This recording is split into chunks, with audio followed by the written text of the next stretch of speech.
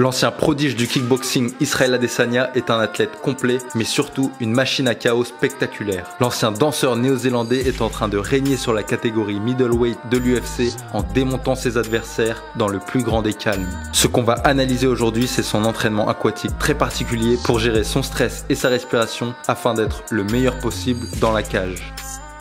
On va commencer avec Adesanya qui effectue un travail de relaxation et de développement respiratoire en flottant dans l'eau grâce à ce qu'on appelle des frites en mousse. Le travail de respiration profonde avec des phases lentes et régulières d'inspiration et d'expiration permet de signaler au système nerveux parasympathique de calmer le corps. Ce type de session est parfait après des grosses séances d'entraînement pour améliorer la circulation du sang, réduire l'essoufflement, maximiser le tonus vagal et optimiser le sommeil et la concentration. Lorsqu'on est stressé ou anxieux, on a tendance à trop inspirer ou à prendre des petites gorgées d'air. Donc pour réussir à se plonger dans un état de calme, il faut faire le contraire, c'est-à-dire se concentrer sur l'expiration. Le but ici pour Adesanya, c'est de se concentrer à 100% sur sa respiration, d'écouter son corps et de ressentir ce qui se passe à l'intérieur. Je ne vais pas rentrer dans les détails, mais ce genre d'exercice permet aussi d'agir sur le système endocrinien, notamment en limitant la production de cortisol produite par le stress. On passe beaucoup de temps à la salle à se concentrer sur le système musculaire et le système cardiovasculaire,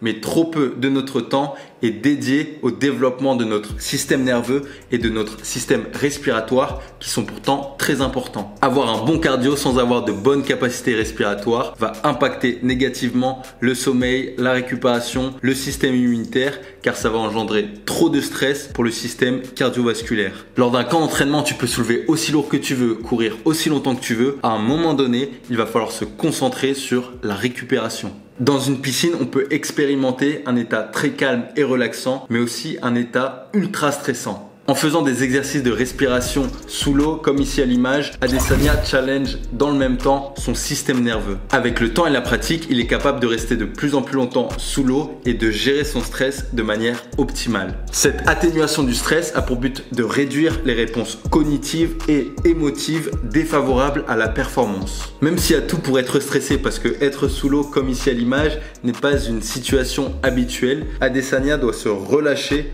pour essayer de conserver au maximum son énergie. Ça se transfère facilement dans la cage. Si Adesanya est confronté à une situation délicate et compliquée, il ne faut pas qu'il se laisse paralyser par son stress. Même dans une situation très stressante, on a tous la capacité de rester calme.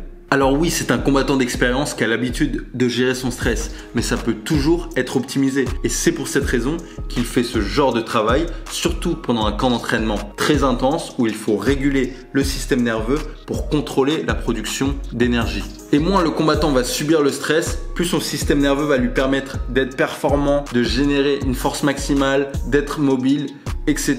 Pourquoi? Tout simplement parce que son système nerveux ne va pas associer cette situation à un danger ou une menace. On l'a vu avec Cyril Gane contre Francis Ngannou. Cyril avait l'air un peu perdu, voire stressé quand il était au sol au 3e round, alors que c'est un mec super détendu. Mais bon, même s'il était préparé à ça, vu qu'il n'avait jamais connu ça à l'UFC toute sa carrière, bah forcément quand c'est arrivé en combat, il a ressenti un petit moment de stress. Il ne faut pas affoler le système nerveux, ne pas lui envoyer des signaux de stress ou de danger. Israël Adesanya veut avoir un contrôle total sur des situations potentiellement stressantes à l'intérieur de la cage. Comme on le voit à l'image, il travaille également sa respiration de manière active en étant en mouvement sous l'eau tout en essayant de garder un état de calme et de contrôle. Là, il avance sur la pointe des pieds sous l'eau avec un haltère de 8 kg de chaque côté et en plus de ça, il a un partenaire d'entraînement à tracter qui se trouve derrière lui et qui s'accroche à son épaule.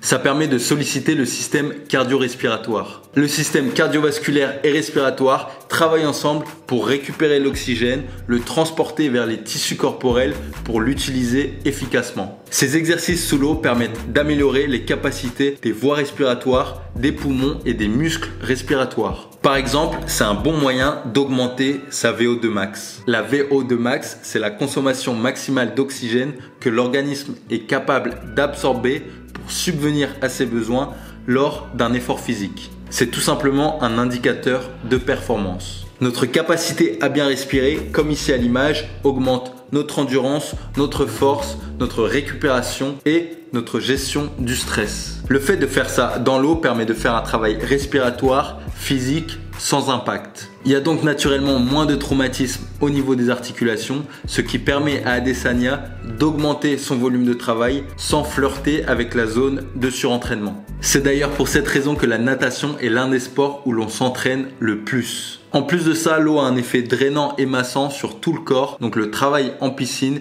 permet de booster la circulation sanguine. Et bien sûr, la résistance créée par l'eau permet de renforcer et de muscler tout le corps. Si t'as aimé cette première vidéo sur Adesanya, n'oublie pas de donner un peu de force à la chaîne en t'abonnant et en mettant un petit like. On se retrouve très bientôt pour une nouvelle vidéo sur Adesanya. D'ici là, prends soin de toi. Ciao.